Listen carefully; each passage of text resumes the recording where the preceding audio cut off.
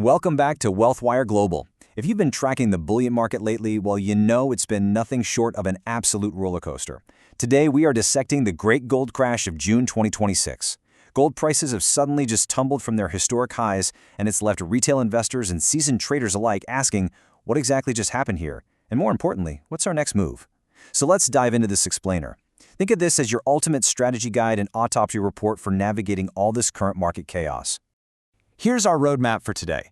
We'll start with the great gold crash itself, move into the global triggers and geopolitics, look at India's domestic market impacts, map out our June 8th to 12th technical outlook, and finish up with the investor's roadmap. All right, part 1, the great gold crash, going from historic highs to a sudden drop.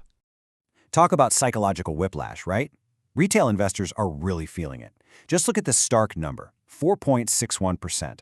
That is the massive weekly loss COMEX Gold just recorded, with prices falling sharply below $4,350 per ounce. For a safe haven asset that is historically celebrated for its rock-solid stability, seeing a near 5% plunge in a matter of days is a massive reality check.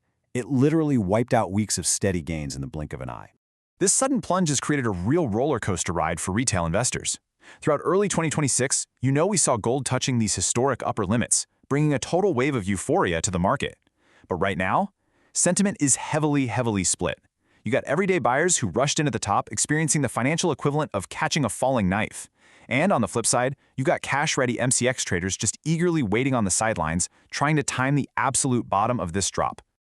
Moving on to part 2, global triggers and geopolitics, war, oil, and the U.S. economy. Ultimately, this crash is fundamentally a story of macro-level crosscurrents. Take a look at this daily bullion summary from Nirmal Bank Securities. We're seeing renewed geopolitical clashes between the U.S. and Iran right alongside ongoing Middle East conflicts. And what that's done is disrupt crucial energy flows, specifically through the Strait of Hormuz. When energy supply chains are threatened, crude oil prices shoot up. And those elevated oil prices, they keep global inflation fears very much alive.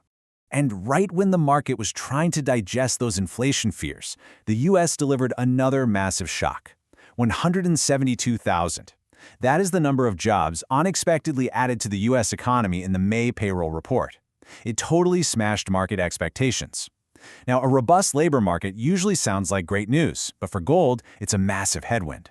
It basically signals to the market that the U.S. economy is strong enough to handle high interest rates for a lot longer. Which actually aligns perfectly with this expert institutional analysis from Kainat Chainwalla over at Kodak Securities. Quote, with peace talks stalled, energy prices elevated, and the Fed signaling no urgency to cut rates, the path of least resistance for gold remains lower. So here is the absolutely crucial takeaway. The Federal Reserve is likely to keep interest rates higher for longer. With markets now pricing in a 72% probability of a Fed rate hike, non-yielding assets, like physical bullion, suddenly become much less attractive to investors. So it's basically a massive macro tug-of-war right now. On one side, we have traditional safe haven demand. Investors buying gold because of war anxiety, plus global central banks quietly shoring up their reserves. But weighing it down on the other side, we have these incredibly heavy macro headwinds. The 172,000 U.S. jobs added, those 72% odds of a Fed rate hike, and soaring oil prices. Right now, the downward pressure from a strong U.S. dollar and high Treasury yields is just completely crushing any safe haven rallies. Let's bring it closer to home. Part 3, India's domestic market impacts, taxes, demand, and ETF outflows. There are 5 distinct factors suppressing bullion rates locally right now. We've talked about the higher interest rates, geopolitical volatility, and the energy risks. But look closely at the bottom 2, subdued retail demand and a massive 15% import duty hike in India. That 15% tax on gold and silver has acted as a severe, screeching brake on our domestic purchasing appetite. Indian buyers have understandably turned extremely cautious amidst all this global volatility. And the consequence of that caution is pretty striking. We are now witnessing the very first gold ETF outflow seen in an entire year. The combination of that heavy 15% import duty, rapid profit booking by traders, and extreme price volatility has actually driven investors to pull their capital right out of exchange-traded funds. It's a crystal clear signal that domestic confidence is taking a heavy breather on Dalal Street. Okay, let's look at the numbers. Part 4, the June 8th to 12th technical outlook and the key levels to watch. For the active traders mapping out the day-by-day action between June 8th and 12th, here are your critical MCX levels. Our current market price is hovering near 1,55,600 rupees. But for early week trading, your absolute breakdown line is support 1 at $1,52,750. If we see a midweek break below that, you can expect a slide down to $1,47,900. On the upside, as we head into the weekend, keep your eyes on that strict resistance ceiling at $1,58,500.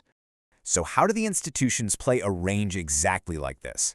Check out this highly actionable advice from Prithviraj Kotari, the managing director at Riddy City Bullions. He says a buy on dips, sell into rallies approach is recommended across both metals. In a nervous, range-bound technical environment like this one, sell on rise simply means that whenever geopolitical news causes a brief, sharp spike in gold, experts are using that jump as an opportunity to lock in profits, rather than betting blindly on a sustained bull run. Finally, Part 5, the Investor's Roadmap, Strategies for Physical and Digital Gold. Experts are outlining a conservative 3-step roadmap for your portfolio allocation right now. First, limit your exposure. Keep your allocation to just 5 to 10% of your total investments for gold and silver. Second, diversify those holdings to spread out the risk. Don't just hold physical coins and bars, you want to look into digital gold, MCX, or sovereign gold bonds. And third, absolutely always consult a financial advisor to tailor these moves to your own personal financial health. So what's the play? Here are your 2 best strategic approaches right now. And honestly, both are equally valid depending on your risk tolerance. Option A is wait for the drop. That means staying on the sidelines and anticipating that these macro headwinds and Fed rate pressures will push prices even lower. Option B is staggered buying, systematically buying in small amounts to catch the dips.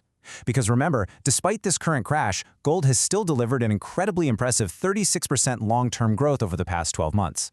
Which really leaves us with one final, provocative question for you to ponder today. Is this price drop just a brief, necessary pause before the market prepares for its next massive leap? We know for a fact central banks are still accumulating heavily behind the scenes, and global inflation risks driven by Middle East conflicts are far from resolved. I challenge you to define your own timeline and strategy today. Don't let short-term volatility shake you out of a well-planned position. Thank you so much for joining me on this explainer. Stay empowered out there, and I will see you next time.